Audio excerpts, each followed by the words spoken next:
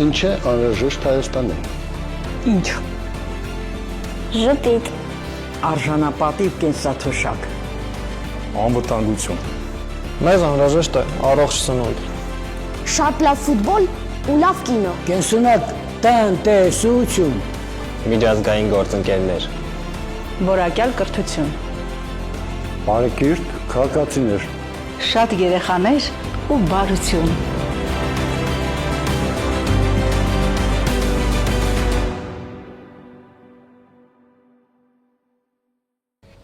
Ներդրումներ։ Ներդրումները եկամուտ,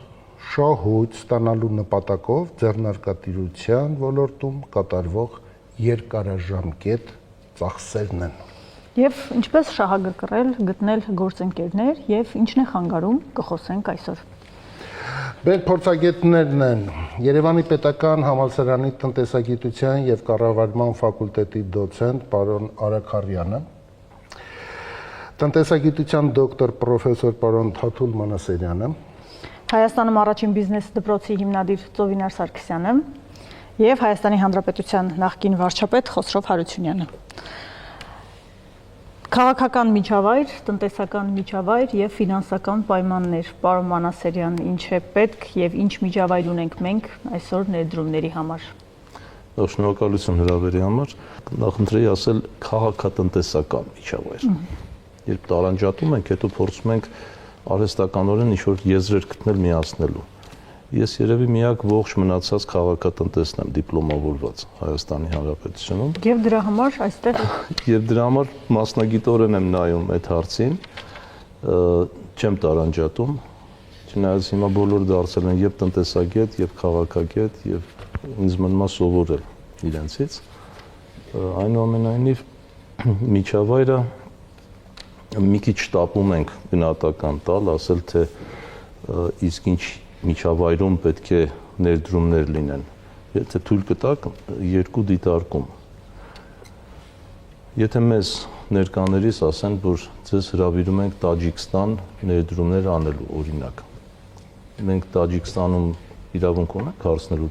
տեղացիները ներդրում անում են, թե չէ։ Իհարկե։ Հիմա եթե մեկը գալիս է Հայաստանի Հանրապետություն, կամ մենք իրեն այսպես շահագրգռում, բերում ենք, շահադրթում եւ բերում ենք Հայաստանի Հանրապետություն։ Իրավունք ունի հարցնելու՝ իսկ դուք Հայաստանի Հանրապետության քաղաքացիներ, Հայաստանի Հանրապետության կառավարություն, գործարար շրջանակներ, ինչ ներդրում եք անում ձեր երկրում։ Ինչ ենք պատասխանում։ Պատասխանը ինձ թվում է ակնհայտ է։ Մենք ներքին ներդրումներ գրեթե չունենք։ Մասնավոր հատվածը ներդրումներ անում է։ Ինքը իր համառությամբ, հետևողականությամբ առաջ է գնում։ Կառավարությունը ներդրումներ անելը առաջին հերթին նշանակում է կապիտալ ծախսերը ըստ առաջնահերթությունների, ուղղակի սիրելի գոլեգաներ, եթե սխալվեմ, անպայման ապագայի համար հիմքերը պետք է դնի, դրանք կոչվում են կապիտալ ծախսեր։ Անում է դա, բավարար են դրանք։ Ունենք տեսլական, ամենագլխավոր խնդիրը ինձ համար, զարգացման տեսլական, երբ 1990 թվականի օգոստոսի 23-ին հռչակեցինք անկախություն, դրանից հետո որևէ տարում հստակեցրեցինք մեր զարգացման տեսլականը,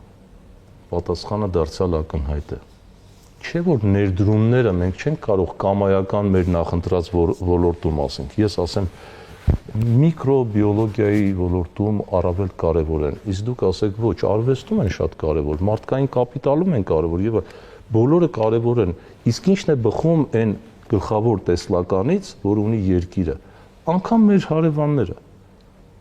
Սիրենք, չսիրենք, հարգենք, լավ կամ վատ, Թուրքիան ունի կարմիր գիրք 100-ամյակների համար, Վրաստան, Իրան չենք ուզում ճանաչենք, մեր նույնիսկ բարեկամ երկրների ինչ տեսլական ունեն, ինչով են ապրում, շատ պետք է ասենք այդ միջուկային ծրագիրն է եւ դրանից ավել ուշադրություն չենք դարձնում 90 միլիոնից ավել բնակչություն ունեցող սպառողական շուկա ունեցող Իրանը օրինակ։ Այդ ինչպես է որ փակ տնտեսություն ունի, բայց ունի մոտ 7 ազատ տնտեսական գոտիներ։ Բա դա հետաքրքիր չի։ Ես Բայց գոտիները ներդրումներ են, չէ՞ բերում։ Անկամ փակ տնտեսություն Իրանում, բա մենք ժողովրդավար շուկայական երկիր ունեցող երկիր, ինքներս չենք ներդրումներ անում։ Ներդրում ասելով մենք Հայաստանի քաղաքացիներ ենք, բաժնետոմս կնենք որևէ մեր նախընտրած ընկերության։ Եթե ներքին ներդրումները մենք չենք կարևորում, արտաքին ներդրումներ ներգրավելը անիմաստ է, այսինքն մարդուն համոզելու տեսանկյունից եւ այդ ներդրումները առաջանցնելով ասեմ քաղաքականացված են։ Ուշադիր եթե նայեք Հայաստանի Հանրապետությունում արտաքին ներդրումների գերակշիռ մասը, առյուծի բաժինը այն երկրներից են, որոնք ունեն քաղաքական լուրջ շահեր Հայաստանի Հանրապետությունում։ Պարոն Քարյան, ձեր բնութագիրը։ Նախ պետք է շնորհակալություն հայտնեմ, իսկապես ձեր նախաձեռնությունը այսօրվա թեման շատ հետաքրքիր եւ շատ կարեւոր։ Եվ այս առումով ես կուզեի խնդիրը բաժանենք առնվազն երկու մասի։ Վիճակը փորձենք վերհանենք, բայց շատ կարճ, որովհետեւ շատ ծավալուն թեմա է, ասեմ, որ մի քանի հաղորդում է սրա համար պետք։ Եվ երկրորդ փորձենք անցում կատարենք հեռանկարին։ Ինչ սկսենք սկզբից ներդրումների առումով ես շեշտադրում եմ, ես ուղղակի կուզեի ներդրումների վրա կատարել, տեսեք աշխարհում ինչա տեղի ունեցել, գլոբալ մի զեկույց կա, որ 25 թվական այս տարի հունիսին յունքթադն արել, պատկերը հետևյալն է, ամբողջ աշխարհում ներդրումները 11%-ով իջել են, եւ մակարդակը այսօրվա 1.5 տրիլիոնի վրա է կանգնած, աշխարհում շատ տարբեր է։ Եվրոպայում խիստ անկում նկատվում, Եվրոպայում այդ անկումը չափազանց բարձր է 22%, նույն պատկերացնի 58%, զարգացած երկրներում 22%, անկումը Եվրոպայում 58%, Գերմանիայում 89%, կարող է շատ երկարն Իսպանիայում 39%, Իտալիայում 24%, այդ անկումների մասին է, ուղղակի ներդրումների անկումների մասին է, բայց օրինակ հակառակ դրան Միացյալ Նահանգներում դա 23% աճ կա, նրանք եթե օգուտներ ունեն Միացյալ Նահանգներ արտահանելու, ապա այդ եկամուտները, ստացած եկամուտները միևնույնն է դնում են ամերիկյան պետական թղթերում։ Դրանք շատ մեծ ծավալներ են, ուրիշտեղ չկա դնելու, որպեսզի եկամուտ ապահովի։ Հետևաբար ստացվում է, որ այդ բոլոր երկրները ֆինանսավորում են Միացյալ Նահանգների տնտեսությունը։ Սա երկար պատմություն, այսքանով եկեք սահմանափակվենք, հիմա նայենք զարգացող երկրներին, ասեցի, այնտեղ փոքր 0.2%-ա, բայց հետաքրքիրն է, որ այդ ասիան երկրներում աճը հատկապես, կամ ասում են Չինաստանում անկում է, բայց հակառակը դրան Հնդկաստանում 22% վերելք է։ Եթե գալիս ենք հիմա մեր որտեղ է վերելքը, Բանգալորում։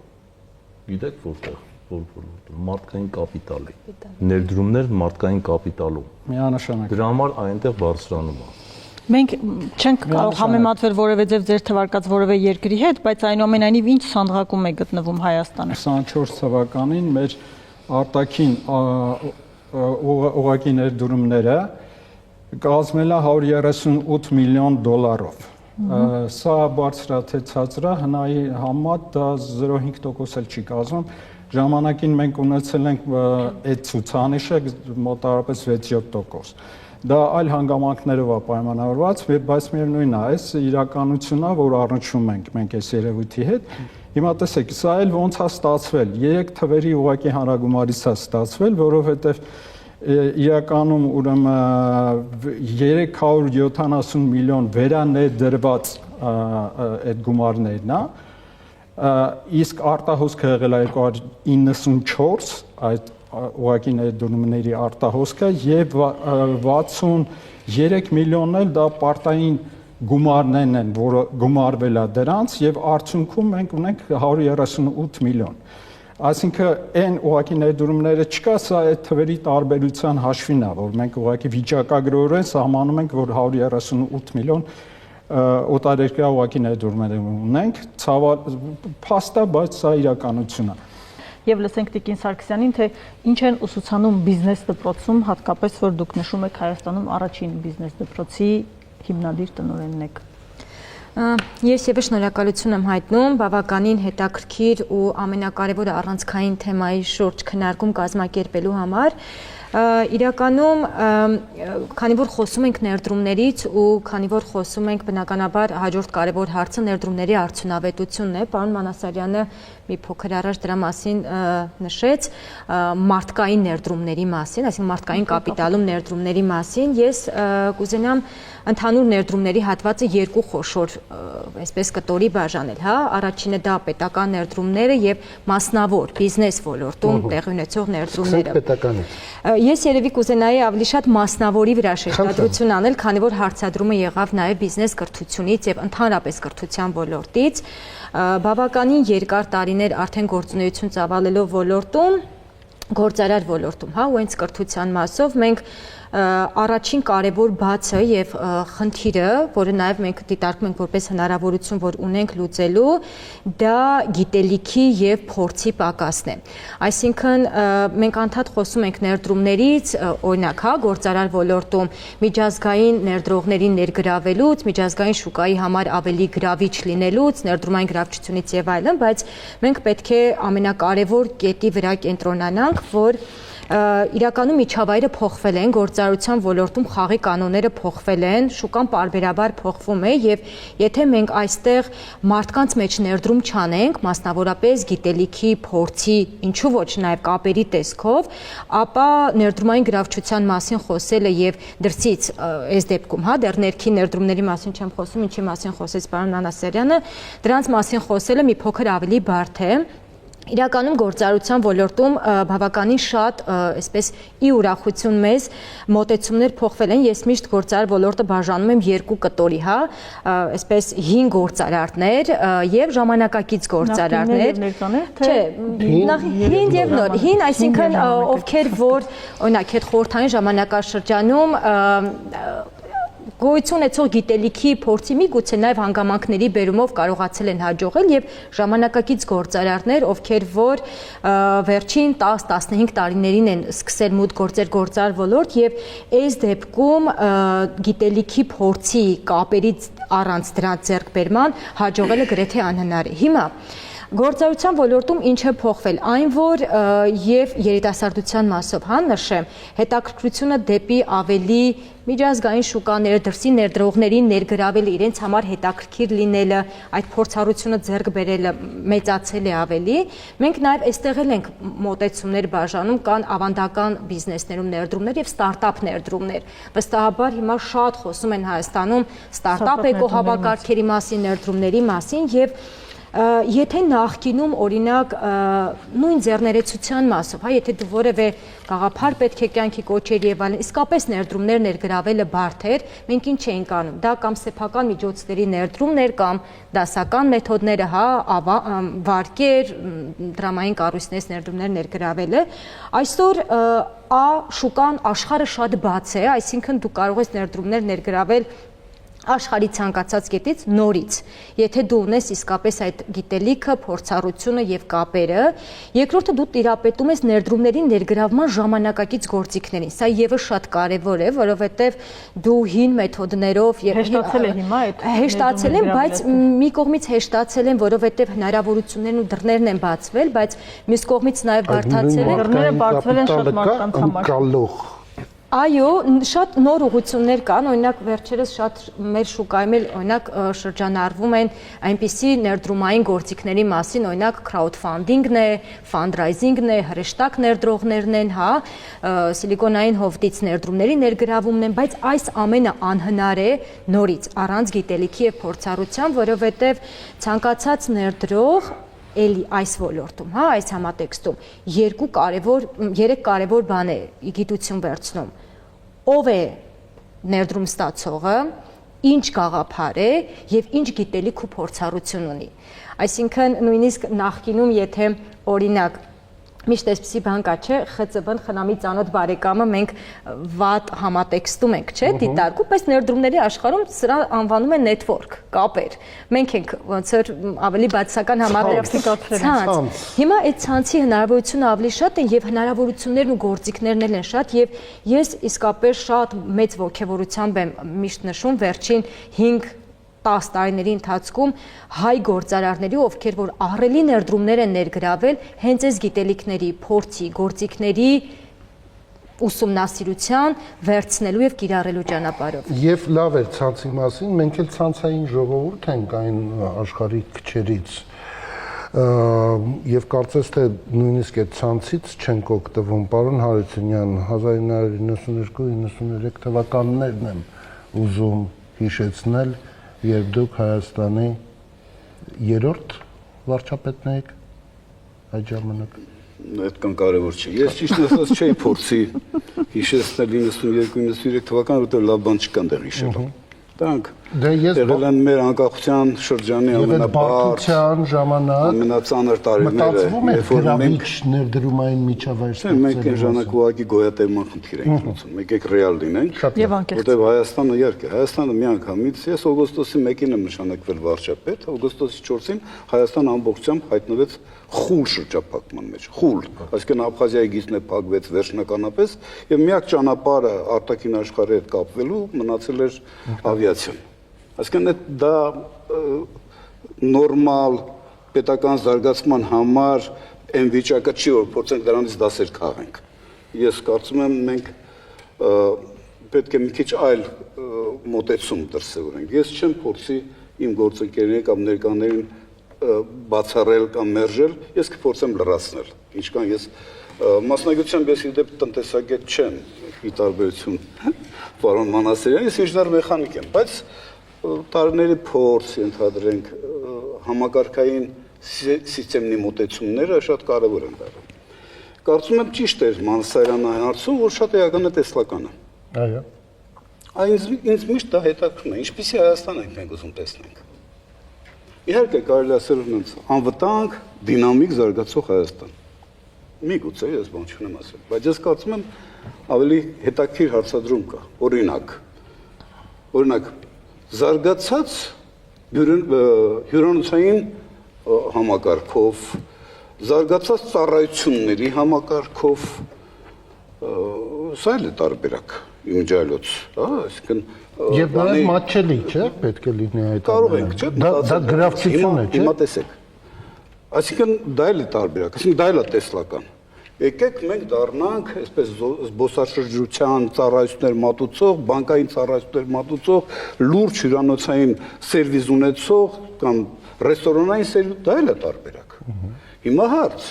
արդյոք Հայաստանի պարագայում, երբ մեր դինամիկի զարգացման տեմպերն ու հնարավորությունը միշտ պայմանավորված է լինելու մեր հարևանների քաղաքական կամեցողությամբ։ Սա ակնհայտ ճշմարտություն է։ Արդյոք նման հասարակություն կամ նման տնտեսությունը կարող է դառնալ մեզ համար իդեալ։ Ես այդ կարծիքին չեմ։ Առավել ևս որ մենք կադրային առումով, ես նկատում եմ գիտական, տեխնիկական, ինժեներական կադրերի տեսանկյունից ավանդաբար միշտ տարբերվել ենք նույնիսկ մեր հարևան պետություններից, ընդ որում դրական իմաստով։ Հետաբար իմ պատկերացմամբ հիմնականում մենք պետք է գնանք ժամանակակից տեխնիկական, տեխնոլոգիական, գիտատեխնոլոգիական, հնարավորություններ արդյունավետ ներգրավելու եւ միջազգային արտաքին շուկաներում մրցունակ պետություն դառնալու ճանապարհով ես այդպես եմ տեսնում Հայաստանի ապագան։ Հետևաբար, այստեղից առաջանում են մի շարք հարցադրումներ։ Առաջի հարցադրումը ես օրինակ կարծում եմ, որ եւ այստեղ ճիշտ էր ասվում ներդրում մարդկային կապիտալում։ Ես նույնիսկ կրթության ոլորտը։ Եվ ուզում եմ ձեզ ողջունել ձեր ջանքերը, որտեղ բիզնես մտածելակերպը շատ էական նշանակություն ունի։ Շատ էական նշանակություն ունի։ Ընդ որում էական նշանակություն ունի տնտեսական որոշումներ կայացնելու եւ այդ որոշումների հետևանքների պատասխանատվությունը ստանձնելու առումով։ Դա շատ կարևոր է։ Եվ հետաբար ես ողջունում եմ ձեր ջանքերը եւ թեպետ դա անհրաժեշտ է, բայց բավարարը չէ։ մեզ պետք են դրսից ներդրումներ, մեզ պետք են դրսից ներդրողներ։ Պարոն Մանասարյանը տնտեսական դիվանագիտության ոլորտում, եթե ես չեմ սխալվում, վերջին շրջանում հատկապես բավականին ակտիվ մասնակցություն ունի։ Ինչ է նշանակում տնտեսական դիվանագիտություն։ Հավանաբար պետք է իդեպ որպես փաստ վերենք, որ շատ ու շատ երկրների արտաքին գործերի նախարարությունը այդպես չի կոչվում արտաքին գործերի նախարարություն։ Կա երկրներ, որ արտաքին գործերի եւ տնտեսական համագործակցության նախարարություն, արտաքին գործերի եւ առևտրի նախարարություն։ Այսինքն բայց բոլոր դեպքերում քիչ թե շատ լուրջ կայացած պետություններում արտաքին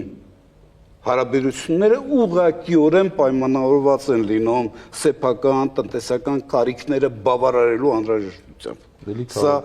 լրջագույն խնդիր է, լրջագույն խնդիր է։ 2010 թվականին կառավարությունը մի շատ կարևոր որոշում կայացրեց։ Եթե չեմ սխալվում, Հեգնյան Մանուկի խումբը կառավարության համար առաջարկեց այն ոլորտները 11 ոլորտ, որոնցում մեր տնտեսական կարողություններն ավելացնելու ռեալ հիմքեր կան, այսինքն ես նկատում եմ կադրային պոտենցիալ, տեխնիկական, տեխնոլոգիական հնարավորություններ, ինստիտուցիոնալ կարողություններ, 11 ոլորտ, ընդ որում այդ ոլորտները բավականին գրավիչ էին։ Այն առումով նաև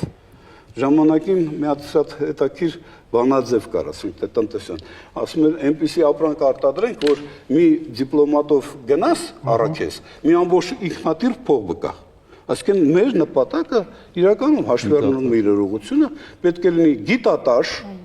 այո աշխատատար, դա այդ թանկարժեք քարերի բաների ոչ միայն, նվազ նյութատար, այո, միգուցե նաև էներգատար, բայց ոչինչ։ Այսինքն խնդիրը կայանում է այս հարցը լուծելու, որոնք են այն ոլորտները մի կողմից, որտեղ մենք ունենք, ասենք թե կադրեր, որտեղ վերջնաշով ներդրողը իր հետ աշխատուց չի բերում։ Ինքը կողմնորոշվել է տեղական կադրային պոտենցիալի։ Եվ արդյոք կան այդ կադրերը։ Ուրեմն սա դրա համար ես ներդրում մարդկային պոտենցիալ ասում, սա է նկատում, կարծում եմ բոլորս էլ դա ենք հասկանում։ Մի կողմից սա է շատ կարևոր, բայց մենք ունենք նաև շատ հետաքրքիր առավելություններ։ Օրինակ, եթե փորձում ենք համեմատել մեզ եվրոպական իրավիճակի հետ, տնտեսական իրավիճակ, ապա մեր եւ աշխատավարձներն են ցածր, եւ ծառայությունների սակագներն են ցածր, այսինքն բոլոր նախադրյալները կան, որովհետեւ ներդրողը որևէ ներդրող ձգտի այստեղ աշխատանք, ներդրում կատարի։ Գրավիչ դաշտ է։ Տեսեք, այո, տեսեք, մեր մոտ կար մի սխալ ընկալում, տևական ժամանակ։ Եթե մենք մեր հարկային համակարգը դաշտը ֆինանսական դաշտը բերենք դարձնենք ժամանակակից ցիվիլ, ապա կարող ենք երաշխավորված լինել, որ ներդրողներ կնեն ոչ երկրագնդի վրա միլիարդավոր ներդրողներ կան, որոնք Հայաստանի տեղը գլոբուսի վրա չեն էլ իմանում։ Տրամպը նույնիսկ չի իմանում։ Ինչի մասն է խոսքը։ Հետևաբար ներդրողի հետևից պետք է գնալ, պոտենցիալ ներդրողի հետևից պետք է գնալ, եւ տնտեսական դիվանագիտության ողջ իմաստը դրանում է կայանում, գտնել այն պոտենցիալ ներդրողին, որին կարող ես դու շահագրգռել քո առավելություններով համեմատաբար իր շուկայի համեմատ, եւ որում արդյունքում կարող ես նրան ներգրավել։ Բայց սա շատ անհրաժեշտ է, բայց մի կարևոր հանգամանք էլ կա։ Տեսեք, սա ասենք թե iPhone է, չինական iPhone։ Ենթադրենք արժի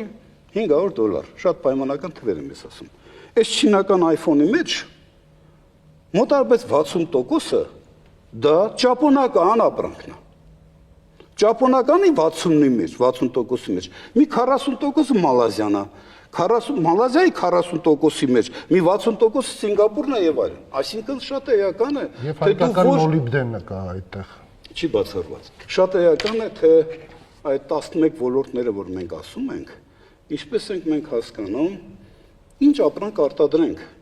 Այսինքն սա շատ կարևոր է։ Այսինքն դու պետք է մասնագիտանաս, իմ խորապես համոզված եմ Հայաստանի պարագայում դա է պետք։ Դու պետք է մասնագիտանաս այնպիսի ապրանքների արտադրության մեջ, որոնք ապրանքային շղթայի մեջ ունենան ամենակարևոր, այսինքն օրինակ ես շատ մի հատ օրինակ եմ ուզում բերել։ Բարձր չէ, որևէ ագրեգատ առանց շարժիչ չի կարող աշխատել։ Հիմա լավ։ Մենք ժամանակին ունեցել ենք Երևանի էլեկտրոշարժիչների գործարան։ Պոլիտեխնիկ ինստիտուտում կար համալսարան ֆակուլտետ, որը կադրեր էր պատրաստում։ Հիմա հարց. եթե մենք մտքներից դնենք, որ Երևանում կամ Հայաստանում վերակենդանացնենք շարժիչների արտադրությունը, արդյոք դա իրականանալի ծրագիր է։ Ես կարծում եմ մի անգամ այն, ընդ որում ոչ թե խոսքը գնում է ընդհանրապես շարժիչ, այդ շարժիչները մի ամբողջ շարք, շագվիդվիգիցիլից, որը օգտագործվում է ճշգրիտ սարքաշինության մեջ։ Վերջացրած ասենք թե դու եթե կուզեք նաև ռեակտիվնի շարժիչներ։ Այսինքն շատ կարևոր է դուք մասնագիտանաս այնպիսի ապրանքների գծով, որոնք ցանկացած ապրանքաշղթայի մեջ պահանջարկված կլինեն։ Հետևաբար հարց. ինչպես անենք։ Մենք ես ծովինար չէ ձեր անունը։ Այո, Ծովինար Սարգսյան։ Ծովինար Սարգսյանն ասեմ, մենք ցավոք սրտի այդ նման ոլորտներում լուրջ ներդրողներ կամ ներդրումային պոտենցիալ չունենք, սա օբյեկտիվ է։ Հետևաբար պետք է դրսից գա անպայման։ Ինչպես։ Պարզ մանայից նոր շարժ Քարյանը ճիշտ էր ասում։ Կար ժամանակի զարգացման գործակալություն, որի ամբողջ նպատակը հենց կայանում էր դրանում ուսումնասիրել այն պոտենցիալ ներդրողներին, գտնել նրանց տեղերը, հասարակական գիտեք, եւ այդ պոտենցիալ ներդրողները աշխատելով պետք է աշխատի դեսպանատները, դիվանագիտական առևտրային կցորդները։ Առևտրային կցորդ, եթե նույնիսկ չէ, ուրեմն դիվանագիտական տնտեսական կամ տնտեսագիտական դիվանագիտության ամբողջ մայքը պոտենցիալը սրանում է կայանում։ Այսինքն շղթան այսպիսին է, ներդրումների ներգրավում։ Եվ այդ շղթան չի քանդվի։ Որտեղ շահագրգռված են։ Հիմա այս շղթան հետևյալն է, այսինքն մենք մի կողմից պետք է պատրաստենք ինչով է որևէ պոտենցիալ ներդրողի համար հայկական տարածք լինելու հրապուրիչ։ Դա ոչ միայն հարկային համակարգն է, նորից եմ կրկնում, դա ցածր աշխատավարձներն են։ Չինաստանի մեջ հիմա տեմպերն կա, որտեղ աշխատավարձները բարձրացան։ Ի տարբերություն Հնդկաստանի, որտեղ դեռ աշխատավարձները ցածր։ Ես շատ պարզ բաներ եմ ասում։ Ցածր աշխատավարձ, գազի, էլեկտրաէներգիայի համեմատաբար ցածր սակագներ։ Այսինքն այս այն գործիքներն են, այն պարամետրներն են, որոնք ձևավորում են ինքնարժեքը։ Եվ ցանկացած ներդրողի համար դա դառնում է հրապուրիչ։ Հետաբար միայն պետք է այդ ներդրողին գտնել։ Հետաբար խնդիր, ձևակերպում եք թե օրինակ, փոքր քիմիայի ոլորտում մենք ունենք բավականին լավ կադրային պոտենցիալ եւ կարող ենք ֆարմացևտիկան զարգացնել։ Մենք կարող ենք զարգացնել ճշգրիտ սարքաշինությունը։ Այսինքն հնարավորություններ մենք ունենք, ունեցել ենք եւ հիմա էլ ունենք։ Մենք կարող ենք զարգացնել, տեսեք, շատ տարածված է, չէ՞, հիմա ասենք թե առողջապահական туриզմ։ Այո։ Մենք ունենք այստեղ ձեր հարևանությամբ կա ֆիզիկայի ինստիտուտ, որտեղ կարող ենք զարգացնել միջուկային բժշկագիտությունը, բժշկությունը։ Չէ՞ որ սրանք հնարավորություններ են, եւ այստեղ ես անկասկած համաձայն եմ Մանասերյանի հետ, որ այստեղ պետությունը չի կարող դիտորդ լինել։ Պետությունը չի կարող լինի, ոնց ասում են, գիշերային պահակ։ Պետությունը պետք է ամենաակտիվ մասնակցություն ունենա։ Շատ ներդրողներ կան, հավատացնում եմ ձեզ, որոնք լսում են այն, բայց երկար ժամանակ մտածում են արժի ներդրում կատարել, թե չէ։ Հազար մի հարցեր կան իրենց համար անհասկանալի։ Ներքաղաքական կյանքից անվտանգություն ստացած վերջացրած հնարավոր արտահանման հնարավոր շուկաների բազմազանությունը։ Բայց այդ մարդկանց պետք է ինչ-որ մեկ ասի, գիտեք ինչ կա։ Արի ես քեզ հետ հավասար 50-50 ներդրում եմ կատարում։ Այսինքն ռիսկերի կեսը վերցնում եմ ինձ վրա։ Ավելին 5 տարուց հետո իմ ամբողջ փայը ձեզ նվիրում եմ։ Պետությունը պետք է անի։ Այո, դա կառավարության խնդիրն է։ Դա կոչվում է համաֆինանսով։ Հիմա պետությանն են նվիրում։ Միտքս ավարտեմ, ես ուղղակի փորձեցի ներկայացնել իմ պատկերացմամբ համակարգ, որը անկախ նրանից ես եմ մյուսն այդ համակարգի հետ դրվեց, դա դառնալու է ինստիտուտ, դառնալու է դպրոց, ուսանք այդպես աշխատել։ Այսօր կառավարությունը անցել օր լսում, զանգ ենք տալ, զանգով չի լուծում, եղբայր տենց հարցեր։ Չեն լուծում տենց հարցեր։ Զանգ տալով խնդիրներ չի լուծում։ Խնդիրը պետք է կոնկրետ մարդը պետք է իմանա, եկավ ստեղ հենց պոտենցիալ ներդրողը Տոմս Արավավյա ու գալիս է Երևան, դեսպանատները խնդիրը կատարեց։ Մնացածը այստեղի խնդիրն է, թե ոնց պետք է նրան հրամցնես ու հնարավորությունները, բայց կա մի շատ կարևոր հանգամանք եւս, շատ էական եմ համարում,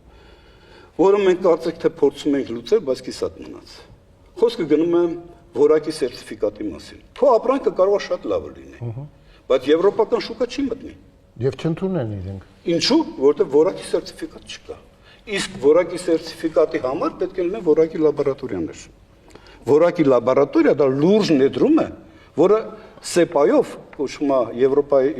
Եվրոմիության հետ 17 թվականին կնքած պայմանագիրը, համընդհանուր ընդգրկուն համագործակցության պայմանագիր SEPA էր կոչվում։ SEPA-ում նախատեսված էր, որ Եվրոպական միությունը ֆինանսավորումը եւ ձևավորում ենք մի ամբողջ լաբորատորիաների ցանց որակի։ Եթե դուք չունեք որակի լաբորատորիա, այդ մարդը, որ ձեզ մոտ ներդրում կատարել, ստիպված իր ապրանքը պետք է Եվրոպա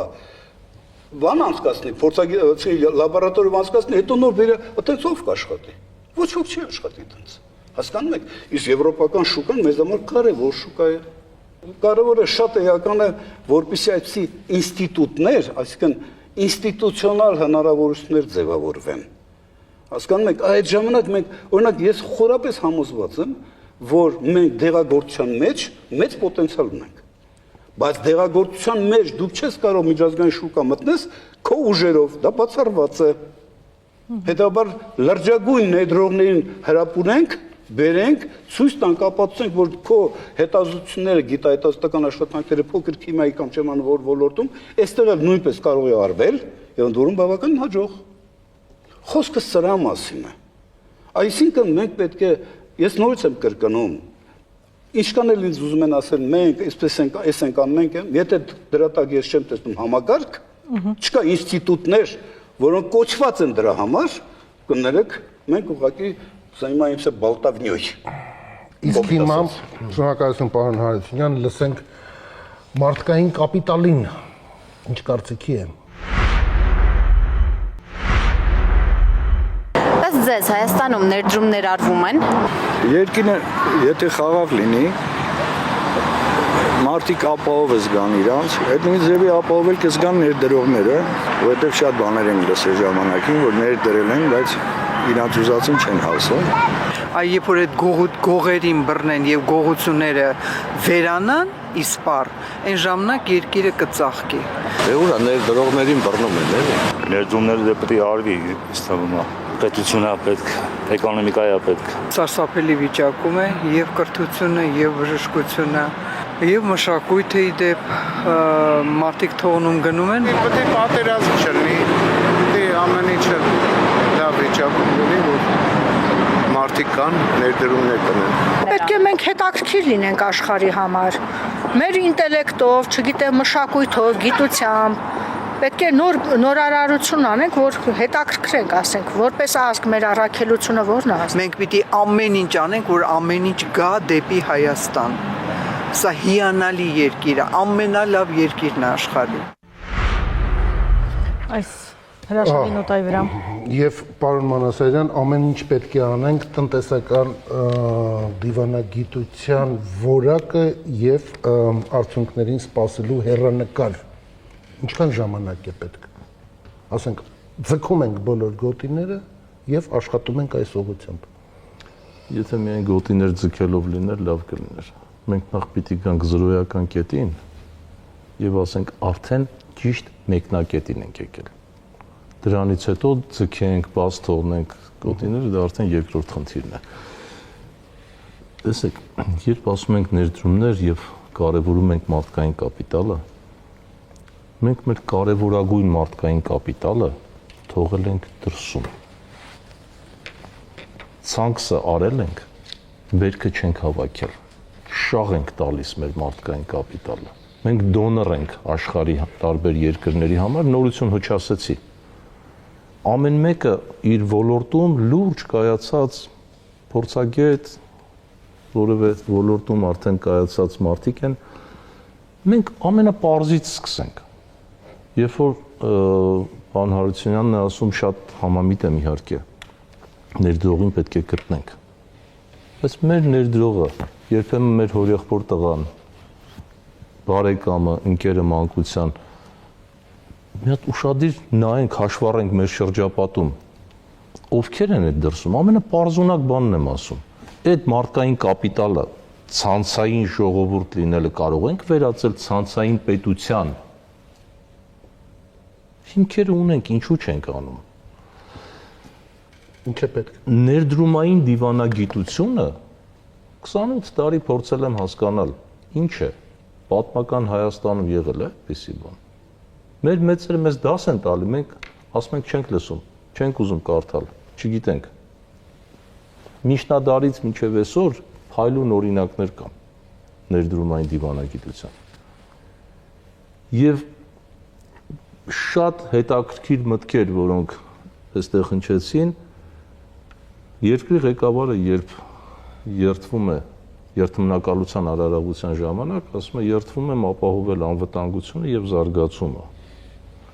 Չէ՞ որ հենց նույն անվտանգությունն էլ ներդրումների կարիք ունի։ Ես այս բացահայտ ճշմարտությունից ուզում եմ գալ դեպի ռազմաարդյունաբերական համալիր։ Մենք այստեղ ներդրումներ պիտի անենք, թե չպիտի անենք։ Այո, մեր հարևանների պահվածքով իրենք իրենց տեսլականին գնալու ընթացքով նաև պայմանավորվում է մեր ինչ լինելը, ուր գնալը։ Շատ ենք խոսում, շատ մոդայիկ դարձած, քանի տարի ասում ենք, գիտելիքահենք տնտեսություն։ Իհարկե, դա մեր ապագան է։ Իսկ պետք է գիտելիքահենք կառավարություն։ Բա մենք ինչի ենք այդ ոլորտի կրթություն չունեցող մարդուն, տարրական կրթություն չունեցող մարդուն, ասում, որ այս մարդիկ, որոնք կյանքի ուղի են անցել, մարդկային կապիտալում ներդրումը արված,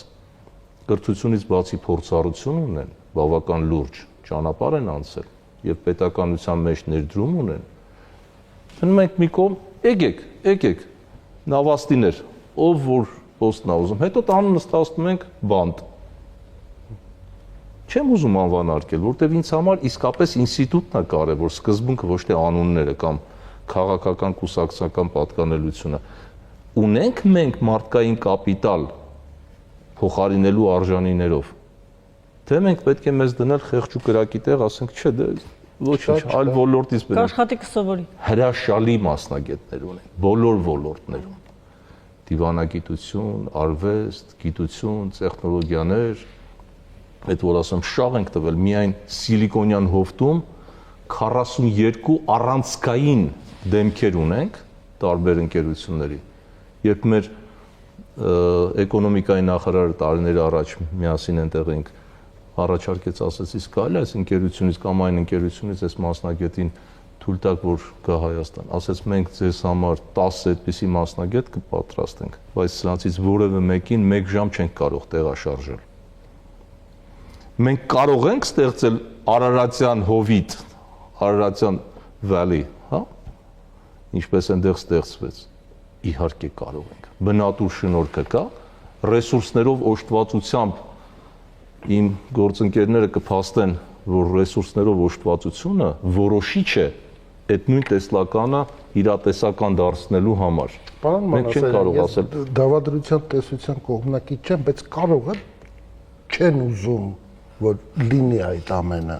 Հիմա ուզում հասկանալ, որ երկրի ղեկավարը կամ ղեկավարները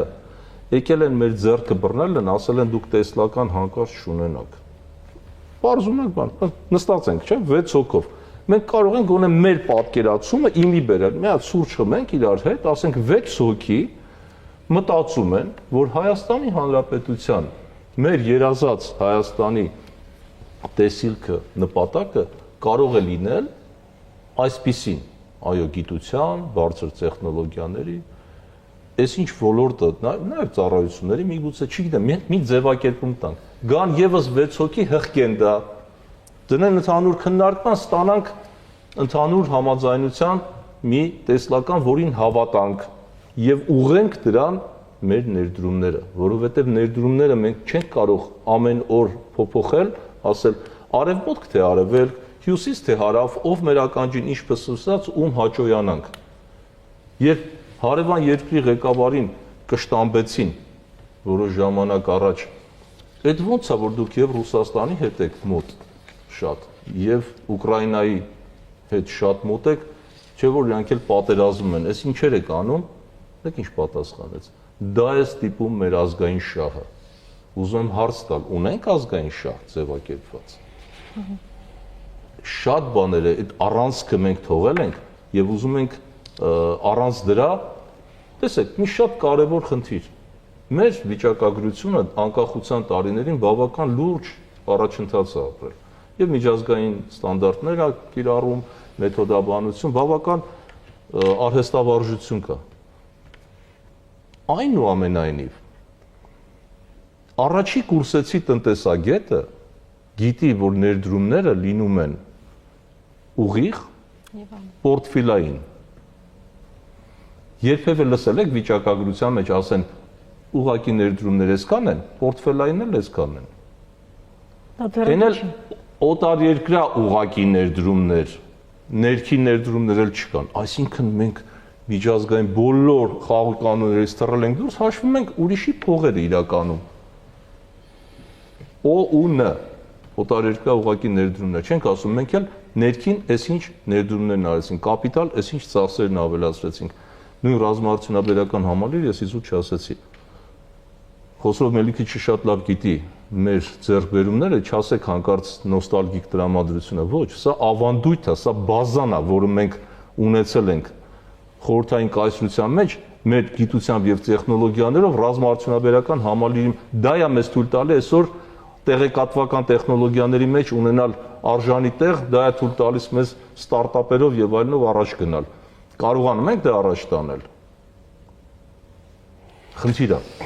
բավական լուրջ է։ Մենք ձեր առաջարկները պետք է լսենք նաև ժամանակին համընթաց քայլելու համար։ Իրականում էլի կուզենամ լրացնել բոլոր արդեն հնչեցրած կարծիքներին, բայց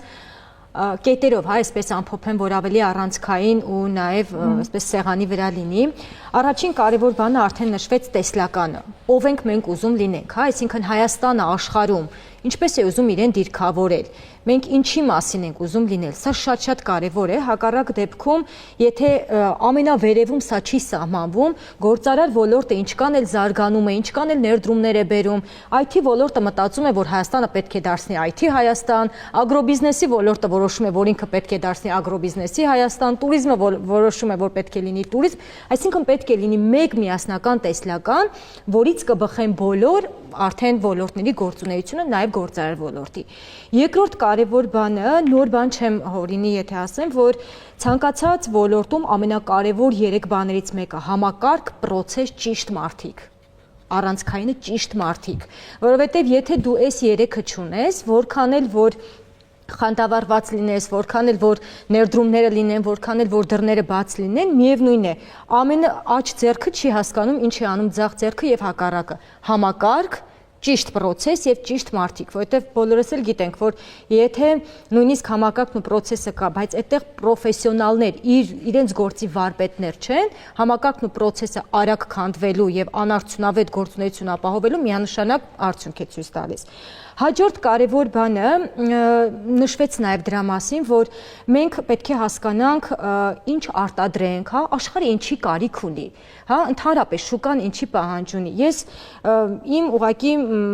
այսպես մտքերով կիսվեմ 2020 թվականի պատերազմից հետո, երբ բոլորիս մոտ վստահաբար շատ եւ էմոցիոնալ ֆոներ եւ նաեւ այսպես զայրույթի պահեր, թե ինչու աշխարհը մեզ վրա ուշադրություն չի դարձնում, ինչ որ խնդիրներ չի լուծում, երբ որ էմոցիոնալ ֆոնը հանում ես, դու հասկանում ես, որ լավ, դու աշխարհին ինչու ես պետք, այսինքն օրինակ, գերմանացին ինչի պետք է մտածի, ես ինձ մեջ ու իմ մոտ որպես երիտասարդ մտածում եմ, լավ, ինչի պետք է օրինակ գերմանացի երիտասարդը մտածի Հայաստանի մասին, ես ինչ եմ տվել աշխարհին, որ Հայաստանի գոյությունը կարևոր լինի ոչ միայն հայերիս համար, այլ ամբողջ աշխարհի համար։ Ու մենք նաև մի հատ այսպիսի շատ լավ տեսահոլովակ ունենք Armenian Nation of Innovation, որտեղ որ ցույց է տալում, ճիշտ է, դա խորհրդային միության ժամանակահատվածի անհատների մասին է, հայեր, ովքեր որ աշխարհի զարգացման ուղեծրի մեջ ներդրում են ունեցել։ Դա կլինի բանկոմատի գյուտը եւ այլն, այսինքն ստեղծել են բաներ, որոնք որ իսկապես աշխարհում ինչ որ բան են փոխել։ Մենք պետք է ստեղծենք ոչ թե ինչ-որ ապրանք ու ծառայություն եւ մտածենք, բայց ով կգնի սա, այսինքն ում պետք կլինի, այլ հասկանանք աշխարհը ինչ խնդիր ունի ու մտածենք այդ ուղղությամբ, իսկ այդ խնդիրները շատ բաց են։ Միայն եթե բացենք ՄԱԿ-ի կայքը, տեսնենք աշխարհը ինչ խնդիրների առաջ է կանգնած, ամեն խնդրի վերաբերյալ մի հատ լուծում առաջադրենք, գիտությունն ու բիզնեսը իրար կապելով, սա շատ կարևոր է։ Մենք խոսեցինք գիտելիքահենք տնտեսության մասին, ես երբ որ 2016 թվականին իմ ատենախոսության թեման էի պաշտպանում, բոլորն ասում էին, այդ ինչի մասին է։ Ու շատ կարևոր է, որ գիտությունն ու գործարարությունը բիզնեսը իրար հետ կապված լինեն։ Առևտրի ժամանակաշրջանը անցել է։ Բիզնեսի հիմքում պետք է հիմք լինի գիտությունը, նորարարությունը, know-how-ն, ինովացիան։ Հաջորդ կարևոր կետը, պարոն Մանասարյանը նշեց դրա մասին,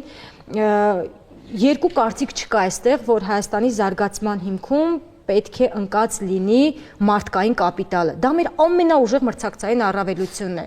Շատերն են բերում այնպիսի արգումենտներ, ծով չունենք, սա չունենք, ամենակարևորը ունենք մարդկային ուղեղ, որի վրա ամբողջ աշխարհն է ներդրում անում ու մենք այստեղ ինչ ենք բաց թողել, սփյուռքի կապիտալը։ Ես երբ որ խոսում էի ցանցերից ու նեթվորքինգից ու կապերից, ամեն անգամ գործարար ոլորտում կլինի Ամերիկայից մինչև Եվրոպա, մինչև Արևելք, երբ որ ես հանդիպում եմ հայ ստեղծարար մարդկանց ու պատահական չի, որ մենք ասում ենք գործարար, արարող մարդ, հա, ես ուղղակի ամեն անգամ ցավ եմ ապրում, որ մենք այդ կապերը չենք օգտագործում, որովհետև ներդրումների մեջ ամենակարևոր բաներից մեկը, որը որ մենք շատ ժամանակ բաց ենք թողնում, դա վստահության կապիտալն է։ Այսինքն ցանկացած ներդրողի համար ամենակարևոր բաներից մեկը վստահության կապիտալն է, որը որ մենք կարող ենք ձեռք բերել մեր այդ դրսի ռեսուրսների միջոցով, հա, այսինքն մեր սփյուռքի պոտենցիալը, սփյուռքի մեր ներուժը ներկայացնելով պարոն Մանասարյանը նաև նշեց, չկա աշխարհահռչակ մի ընկերություն, որտեղ գեթ մեկ հայ չգտնես, այն էլ որոշում կայացնող հաստիկներով։ Ուրեմն դա միջավայրից է նաև, չէ՞։ Իհարկե, որ նա հայտնվում է բայց մենք եթե նույնիսկ բոլորս չունենք այդ համար նպաստավոր միջավայր։ Այո, ուրեմն միջավայրի գիտելիքահեն կառավարում։ Սա է։ Ուրիշ գաղտնիք չկա։ Այո, եւ նույնիսկ եթե մեզանից շատերը հնարավորություն չունի այդ միջավայրում հայտնվելու, աշխարհը այսօր բաց է։ Մենք առնվազն հնարավորություն ունենք այդ կապերը վերցնելու եւ այստեղ բերելու։ Ես նաեւ այս մի լրացում անեմ, տարիներ առաջ երբ հանդիպում ունեցա նաեւ դեսպանատների մասին շեշտվեց, որ դեսպանատներն էլ շատ մեծ առաքելություն ունեն, Կահիրեում Եգիպտոսի դեսպանի հետ իմ մոտ այսպես բան եղավ մտքերի ուղակի, երբ որ քննարկում էինք, շատ կարևոր միտք հնչեցավ, որ տեսեք, մենք որպես դեսպանատուն այստեղ ունենք ահռելի կապեր, ծանոթություններ, կլինի տնտեսական, կլինի քաղաքական, կլինի հասարակական բոլոր ոլորտներում, բայց մենք խնդիր չունենք լուրջ, թե ինչ արդյունք պետք է տանք, հա, այսինքն դեսպանատների գործը նաև որը պետք է լինի, ինչպես ասեցին, քարտեզագրում, հնարավորությունների հաշվառում, գնդակը գցեն մեր դաշտ, այսինքն այստեղ գործարար ոլորտ կլինի եւ մենք սկսենք այդ հնարավորություններին ընթരാճ գնալ, որովհետեւ շատ դժվար է, հա, գործարարի համար Հայաստանում նստած իր սեփական միջոցներով հասկանա օրինակ Եմենում ինչ հնարավորություններ կա։ Հնարավոր է, բայց դա շատ մեծ ռեսուրսների խնդիր է։ Մինչդեռ յուրաքանչյուր պետության դեսպանատները, եթե այդ տեղեկատվությունը փոխանցեն, այդ կապերը ապահովեն, այստեղ մնալու է այդ տեղեկատվությունը, կապերը բանալը եւ արդեն ոնց որ գործող քայլերի գնալը։ Հետևաբար մյուս կարևոր առանցքային բանը սփյուռքի կապիտալի կիրառումն է ու ներդրումների մեջ մի հատ կարևոր կանոն կա 3F friends, family, foolish, ընկերները, բարեկամները եւ անհատները, ովքեր կհավատան քո գաղափարին, քո ծրագրին։ Մենք ինչու չենք այդ friend ու family, ընտանիք ու ընկերների մեջ մենք ինչի չենք մեր սփյուռքը դիտարկում։ Եվ ելի անդրադառնամ պարոն Մանասարյանի այն մտքին, որ եթե մենք եգիպտացուն ասում ենք արի մեզանում մեր երկրում ներդրում արա, սփյուռքի մեր հայրենակիցը դա անում է։ Մենք անում ենք։ Վստահության դաշտ։ Իսկ դուք գիտեք, որ որևէ դեսպանատուն, եթե ասեք, որ ունի ձևակերպած խնդիր Հայաստանի Հանրապետությունից, ես շատ կզարմանամ։ Ցավալին դա է, քանի որ մենք չունենք ձևակերպված տեսլական, դրա համար մենք խնդիր չենք ձևակերպում պաշտոնական Երևանը դեսպանատներին, որ նրանք իմանան ինչով զբաղվեն։ Կան նաև լավ դեսպաններ, չէ՞։ Բայց նրանց պետք է խնդիր դրվի, որի շուրջ իրենք աշխատեն։ Որ լիգայում պետք է խաղանք, պարոն Քարյան, ձեր առաջարկները։ Շնորհակալություն, ձեր առաջարկները։ Լավ, պարոն Հարությունյանը իմ կողքին է, ինքը կվկայի, որ բոլոր կառավարությունները, այդ թվում ներկայիս կառավարությունը եւ անցած բոլոր կառավարությունները, նախկին բոլոր կառավարությունները մի հատ նպատակ են դրել, շատ կարևոր, մի հատ չէ, կարևոր նպատակների մեջ ֆիքսել են մի բան։ ուրեմն բերենք Հայաստան հնչեղ ուրեմն բրենդ։ Այդ առաջի հնչեղ բրենդը HSBC բանկն էր։ HSBC բանկից հետո իհարկե եղան էլի շատ բրենդեր, ցավոք եւ HSBC բանկը հեռացավ անցած տարի եւ սա է որ օտարերկրյա ուղղակի ներդրումների վրա բացասական ազդեցության գործոններից մեկը դա է եւ այլ ընկերություններ եւս։ Հիմա տեսեք խնդիրը ինչն է։ Ես կարծում եմ որ առաջի կուրսեցու բանի մակարդակի վրա է։ Ոչ թե մենք պետքա այդ բրենդի վրա ֆիքսվենք։ Նախ պետքա մենք հասկանանք մեր կլաստերները, որովհետեւ տնտեսությունը բաղկացած է կլաստերներից, այդտեղ ճյուղերի մասին գնաց խոսքը։ Դու կլաստերը հասկացությունը մի քիչ ավելի լայն հասկացություն է, հա։ Ինքը ներառում է իր մեջ բովանդակային շատ բաներ, նախկինում դա ասում են ագլոմերացիա, ավելի հայտնի տերմին է, ինչևից է։ Մեր կլաստերները ըստ էության, որը կենտրոնամետ բան ունի եւ իր առանցքը ունի, ինչ աներառում դրա մեջ է, սկսած կրթությունից, գիտությունից, գերակա կենտրոնը եւ այլ եւ այլ։ Հիմա տեսեք, մեր կլաստերները, մեր տնտեսության ըստ էության հատված են։ Այսինքն իրանք ամբողջական չեն։ Բերեմ օրինակ ՏՏ ոլորտի վրա շատ ցայտուն է, հա, մենք ասում ենք ՏՏ ոլորտ ունենք եւ որոշ հաշվարկներով ինքը մեր հնայի 7%-ն է արդեն կազմում, դա բավական լուրջ ցուցանիշ է։ Եկեք ֆիքսենք, արձանագրենք, դա բավական լուրջ ցուցանիշ է, բայց այդ ՏՀՏ ոլորտը կամ ՏՏ ոլորտը մեր տնտեսության հետ շատ թույլ կապի մեջ է։ Ուղղակի թույլ կապի մեջ է։ Ինչի, որովհետեւ ինքը outsource-ի վրա է աշխատում, հա, պատվիրակման վրա է աշխատում։ Այո, պատվիրակման վրա է աշխատում, ուղղակի լրացնում է, կատարում է պատվեր ուղարկում։ Եվ հիմա տեսեք խնդիրը ինչն է, որպեսզի մենք այդ իրականությունն ունենք, հատված կլաստերներ ունենք, բայց դրա լուծումը կա։ Եվ թույլ տվեք ասեմ սենց, մենք գտնվում ենք մի իրավիճակում post-industrial, հա, որը եռաչափ բանի մեջ էր, կոորդինատների մեջ էր, բայց պարզվում է հիմա մենք մտել ենք մի ուրիշ դաշտ, մետա։ Տեսեք, post-ն ու մետան նույն արմատը ունեն, նշանակում է հետո, ստացվում է, որ մենք գտնվում ենք հետոյի դարաշրջանում, ինչա բառախաղ է, բայց ինչևից է։ Մենք մտել ենք թվային դարաշրջան, եւս մի հատ եռաչափ բան է բացվել, մենք այդ եռաչափը կամ չենք տեսնում, կամ չենք ուզում, կամ վախենում ենք, կամ խորշում ենք, չգիտեմ ինչ, բայց ինքը արդեն բացվել է։ Այդ նոր եռաչափը բացվել է, նախկին եռաչափին ավելացել է եւս մի եռաչափ տարածք, մենք պետքա մտնենք, պետքա ի վերջո համարձակություն ունենանք, մտնենք։ Հիմա տեսեք, ստեղ կա լուծումներ։ Հիմա գալիս են կոնկրետ լուծումներին, այո։ Ցանկացած ոլորտ, կլաստեր ասենք, ճյուղ ասենք, դա ենթադրում է առաջինը դրան գումարած ՏՏ ոլորտ, կլաստեր գումարած ՏՏ ոլորտ,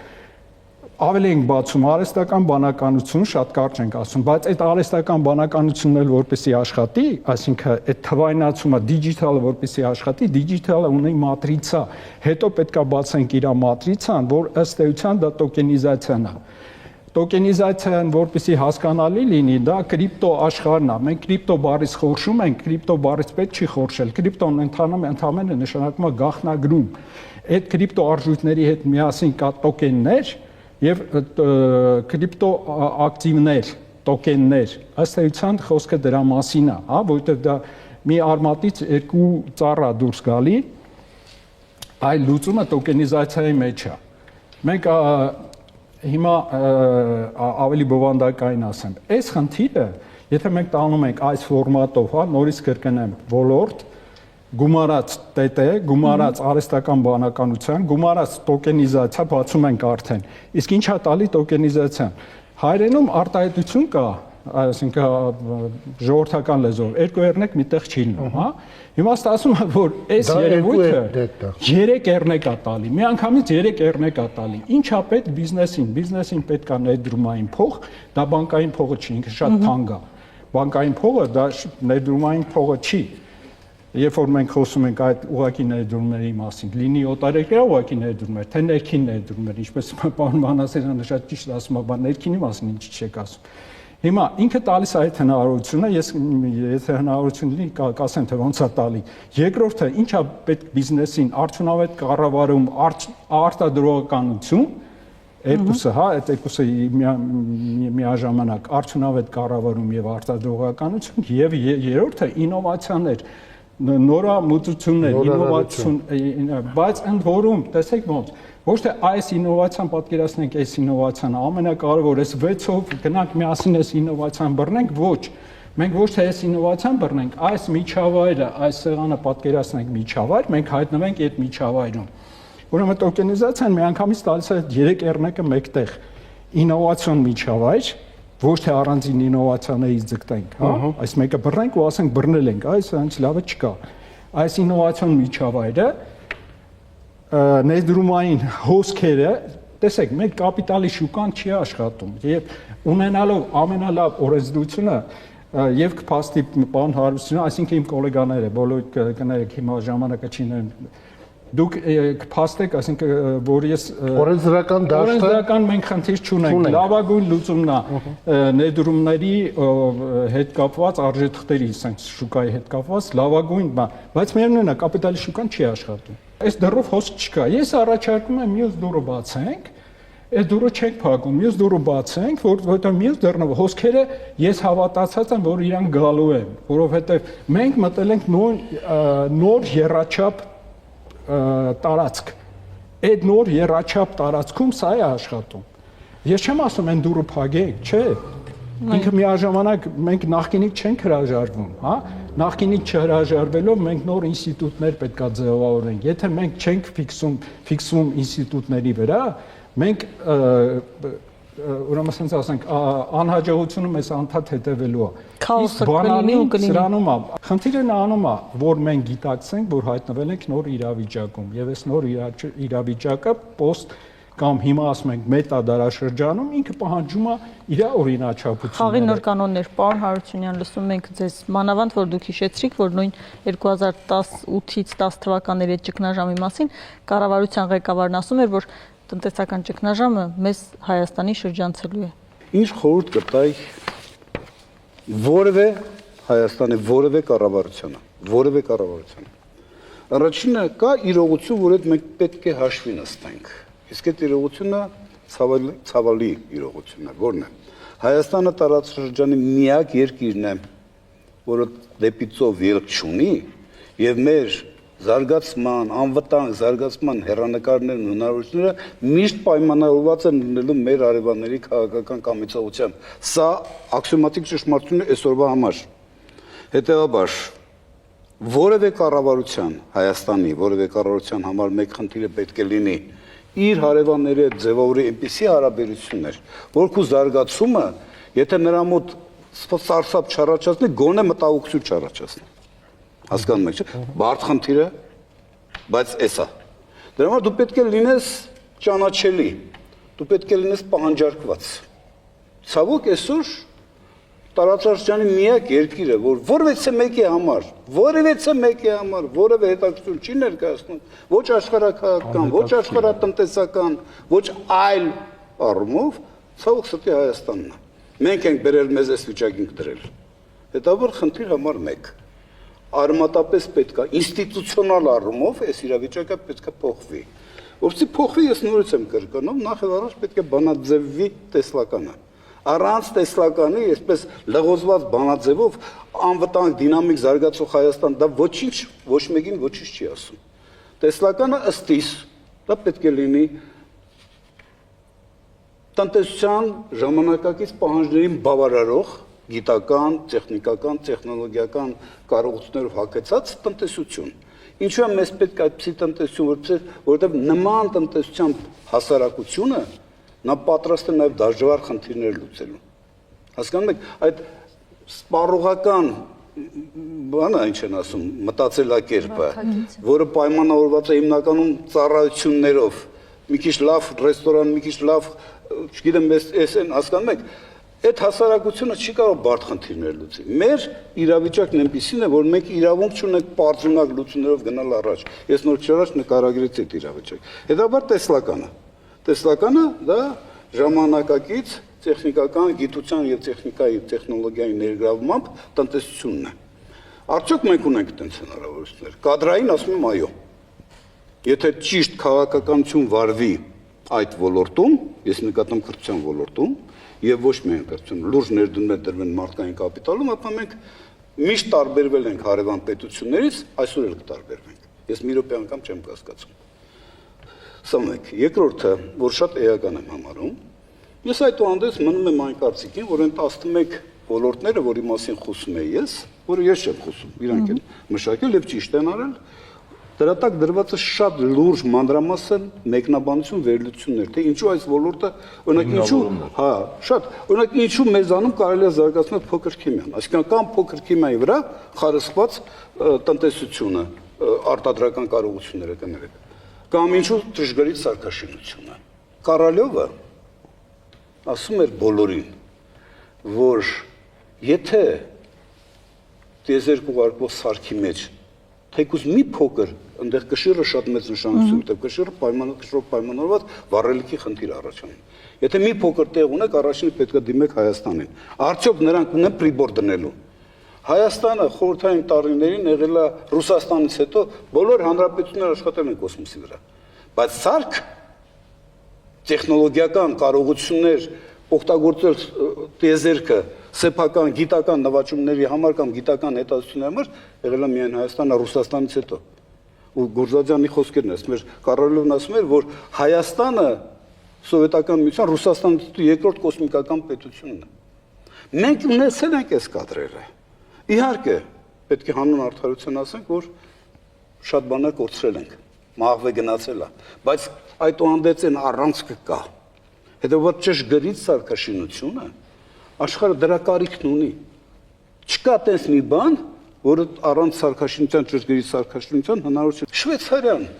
այս ո՞նց է ավայ մարդ։ Էլի մերպես մի պետություն է, գիտեք։ Հələ փորձեք Շվեյցարիայի քարտեզին վերևից նայեք, ձեզ կթվա թե Հայաստան խորը կտրտված ռելիեֆով։ Եվ նայեք 100 տարի առաջ։ Շվեյցարիան այսօրվա դրությամբ Եվրոպայի ամենազարգացած ռազմական ավիացիա ունեցող պետությունն է։ Ավիացիայի կարիքին գտնվում ռազմական սիմվոլ է։ Բայց ինքը ունի դա ստեղծել է։ Ընդ որում գիտեք, չէ, որ շվեյցարացիները գերմանական պոլիգոններն են վարձում, որսի իրենց վարժանքները այնտեղ անցկացնեն։ Այսինքն իրանք այդ հնարավորություն չեն, բայց ստեղծել են։ Ու անընդհատ ես մտածում եմ, մեզ մոտ թվում է թե բանկային համակարգ, շվեյցարացիները ինձ թվում է շատ ճիշտ ուղղությամբ են գնաց։ Գիտեք, բաներ կան, որոնք որ ինչ աշխարհը շուռ գա, ինչ էլ անես, ժամանակը չափելու սարք պետք է լինելու։ Չեք կարող առանց ժամանակը չափելու սարքի յոլա գնալ։ Ինչ էլ ուզում եք արեք, ճնշումների տարբերություն միշտ օգտագործվելու է։ Նրանք գնացել են այդ ճանապարհով։ Նրանք արտադրում են ճշգրիտ պոմպեր։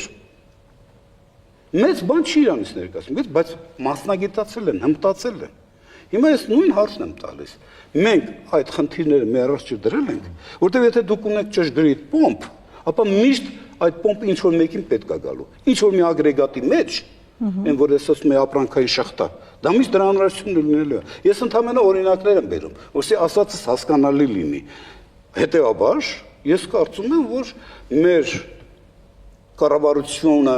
Գիտությունների ակադեմիայի հետ միասին կրթական համակարգերի հետ գիտական պոտենցիալը ներգրավելով պետք է որոշի, որոնք են թեկուզ առաջին մի քանի ապրանքատեսակները,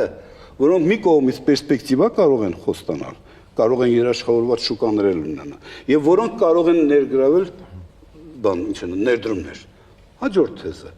միանգամայն համամիտ են սփյուռքի կարողություններ օգտագործելու, ուղղակի նման հզորությունը չօգտագործելը մեր պես պետության համար դա ոչ թե շռայլություն է, հիմարություն է։ Հիմարություն չօգտագործել սփյուռքի պոտենցիալը։ Սփյուռքի յուրաքանչյուր պոտենցիալ ներդրող դա մեր դեսպանն այնտեղ։ Ճիշտ է ասում Ծովինարը։ Նրանք կարծիք ստեղծող են։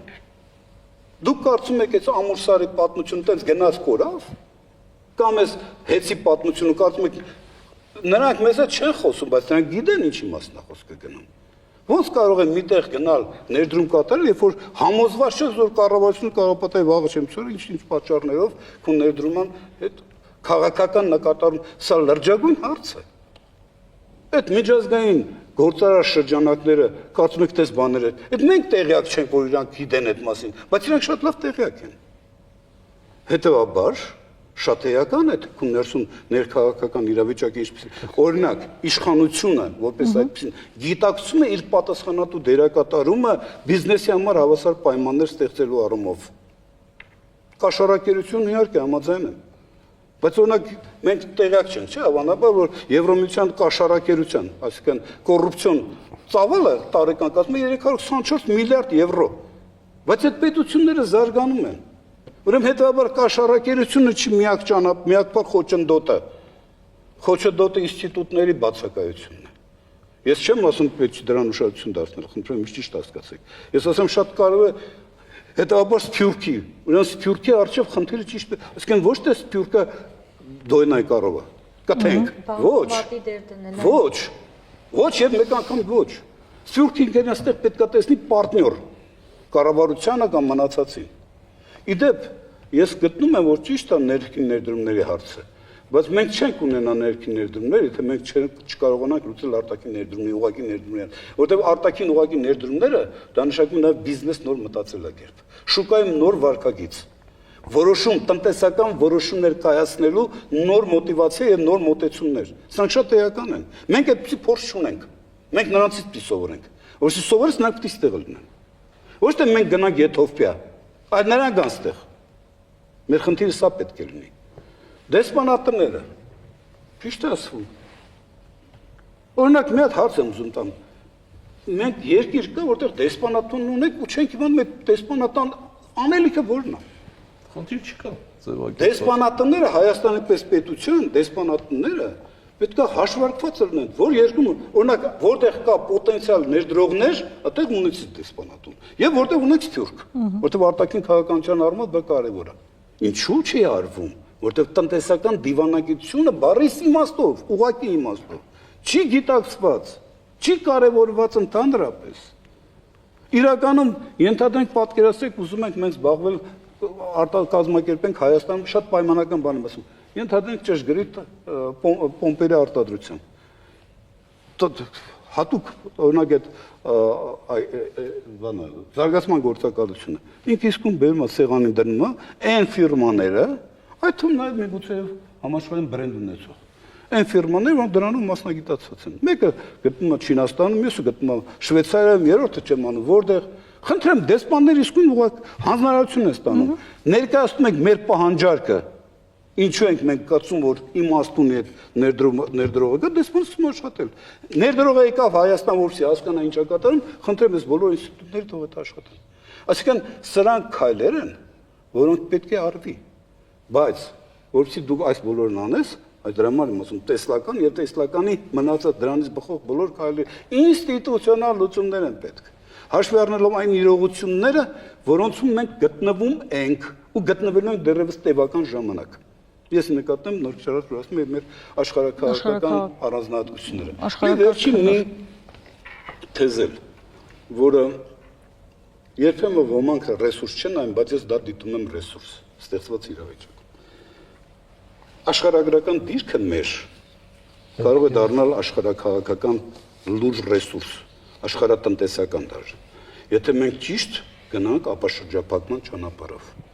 Սրա մասին է խոսքը։ Այսինքն մեր աշխարհագրական դիրքը, որ նոր շարժ ներկայացնում որ շատ խոցելի է դարձնում մեզ։ Իրականում, եթե մենք խելամիտ լինենք ու մենք ճիշտ կառավարենք ապաշրջափակման այսօրվա դրությամբ այդ մոտեցումը, ապա մենք կարող ենք հայտնվել իրականում միջանցքի վրա։ Ոչ թե մեղրիով։ Աբսուրդ է դա, աբսուրդ։ Ոչ թե մեղրիով միջանց, դա նշանակում ուզում եք անունը դրեք միջանց, ուզում եք ինչ ուզում եք անունը դրեք, ուղի դաժը։ Դա նշանակում ընդհանրապես մենք պայմաններ ենք ստեղծում, որ մեր հարևանը,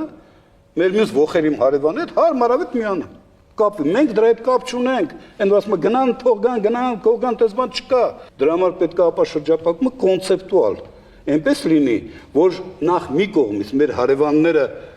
նույնպես շահագրգռված ունեն մեր տրանզիտ կարողություններով, սա շատ էական է, 47 կիլոմետրանոց մեղրի ոչինչ չի տալիս մեզ։ Մյուս կողմից, որ մենք կարողանանք հայտնվել այնպիսի օրինակ այնպիսի մեգածրագրում, ինչպեսին ասենք թե չինական մեկ ճանապարհ, մեկ ուղի, մեկ գոտի, մեկ ճանապարհ ծրագիրն է։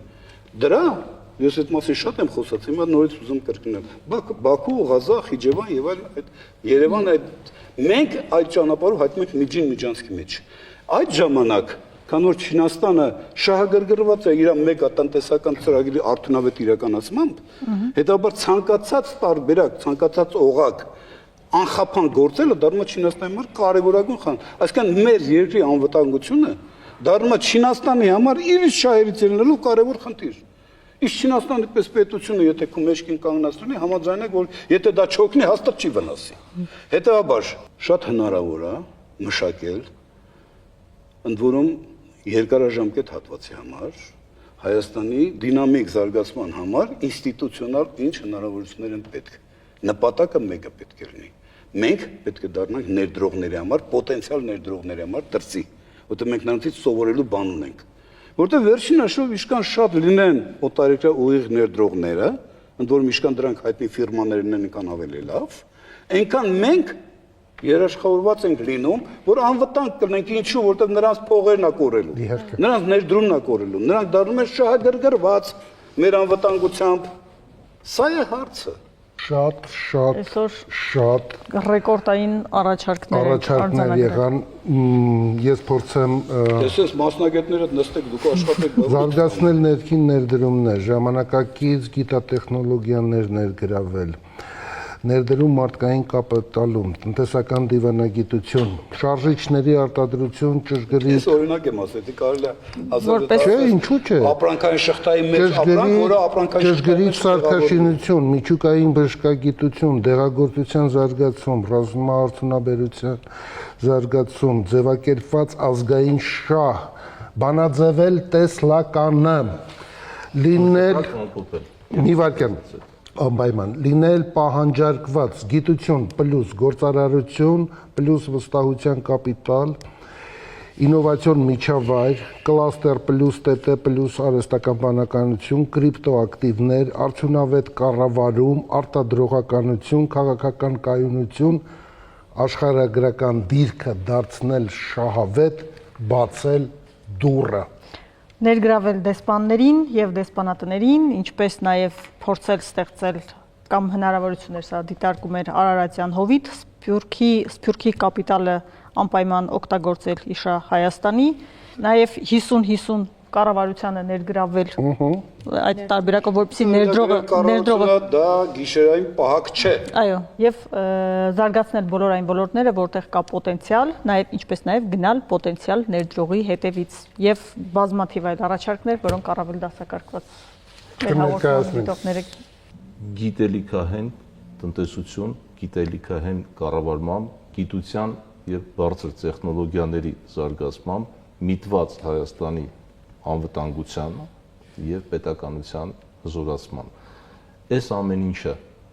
մեզ տարածաշրջանում առաջարկ եմ արդեն ներկայացնում։ Տարածաշրջանում գիտության եւ տեխնոլոգիաների կենտրոն դարձնելուն ուղղված ջանքեր արդեն մշակենք, քայլեր մշակենք, որովհետեւ եթե նայում ենք համատական վերլուծություն են կատարում հարևանների հետ, մշտապես Հայաստան եւ արարչագործությունը, եթե մենք ընդունում ենք, որ մեր երկիրը այո, ավետյաց երկիր է եւ մեր գենի մեջ արարչագործությունը կա, ուրեմն մենք հենց գիտությամբ, մտքով եւ մարդկային կապիտալով պետք է ճանապարհահարթենք դրա համար, դրանից բխող, տեսլականից բխող խնդիրները եւ դրանց սպասարկող ճյուղերը, կրթությունը, մնացած բոլոր ճյուղերը պետք է ուղղվեն դրան։ Տնտեսական դիվանագիտությունը պետք է ծառայի այդ նպատակն են, ոչ թե ինքնանպատակ լինի եւ եթե առաջարկ Հայաստանին այս ամբողջ առաջարկները կան, եթե դա պահանջարկված է, գիտելիքի պահանջարկվածությունն է կարևոր։ Եթե այդ մեկուսացումը լինի, ինչպես այսօր կա, ես չեմ կարծում, որ մեր աշխատանքը եթերում թեև արվեց, արդյունավետ կլինի։ Շնորհակալություն։ Վերջին ակորդը արհեստական բանականությունը ինչ կարծիքին է այս մասին։ Դրսից ներդրումներ Հայաստան բերելու համար պետք է ապահովել կայուն եւ կանխատեսելի միջավայր, հստակ օրենքներով ու փարզ հարկային համակարգով։ Կարևոր է նվազեցնել բյուրոկրատիան, արագացնել բիզնես գրանցման եւ թույլտվությունների ընթացքը։ Հայաստանը պետք է ակտիվ մասնակցի միջազգային ներդրումային ֆորումներին, ներկայացնելով իր առավելությունները, զարգացած տեպոլորտ, կրթված աշխատուժ, ցածր ծախսեր եւ նպաստավոր աշխարհագրական դիրք։ Ներդրողներին պետք է ապահովել վստահելի գործընկերներով եւ լիարժեք խորհրդատվությամբ։ Բացի այդ, անհրաժեշտ է զարգացնել ազատ տնտեսական գոտիները եւ ձևավորել երկրի դրական բիզնես բրենդ, որպես նորարարական եւ անվտանգ ներդրումային ուղղություն։ Այսպեսին էր այսօրվա մեր տեսակետը ավելի խորքային է։ Շնորհակալություն, բարեկամներ։ Ինչ է անհրաժեշտ Հայաստանին։ Ինչ։ Ժպիտ։ Արժանապատիվ կենսաթոշակ։ Անվտանգություն։ Մեզ անհրաժեշտ է առողջ սնունդ։ Շատ լավ ֆուտբոլ ու լավ կինո։ Կենսունակ տնտեսություն։ Միջազգային գործընկերներ։ Որակյալ կրթություն։ Բարեկիրթ քաղաքացիներ։ Շատ երեխաներ ու բարություն։